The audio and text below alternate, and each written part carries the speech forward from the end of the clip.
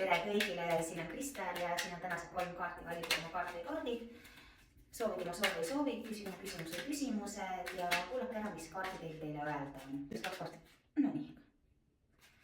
Esimesed 2 kaardid kukkusid juba välja ja võtame siit siis 3. kaart. Esimene kaart tänases päevas on armunud. Armunud on suhtluse kaart. Võib-olla tõesti veedate ka päeva oma kallimaga, aga väga võimalik on see, et te kas sõlmite kokkuleppeid või saate informatsiooni, vahetate informatsiooni, hangite teadmisi. See on väga võimas informatsioonivahetuse ja suhtluse kaart. Ja võimalik on suhtlus siin, ma vaatan 2 inimesega. Üks neist on kas õhumärgist meesterahvas, mõõk või kuningas. See on selline meesterahvas, kes on karm, aga õiglane. Ta on väga punktuaalne, talle ei meeldi möödalaskmised, aga kui kõike teha nii nagu peab, siis see meesterahvas on väga õiglane, see võib olla teie ülemus.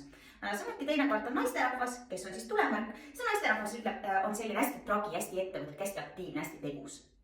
Ja võimalik, et täna selle naisterahvaga teete ise tegemist. See naisterahvas on selline, kes väga palju ka oma karisma ja energiaga saab asju tehtud ja kohal olemisega. Ja kui me siin nüüd vaatame nende 3 kaardi sünergiat, siis olge täpne nii oma väljaütlemistes kui tegutsemistes. Aga ennekõike minge kohale, hakake pihta ja tehke. Seda märgatakse. Sellise kaardid tänasesse päeva, kummsete kaartidega näeme juba homme.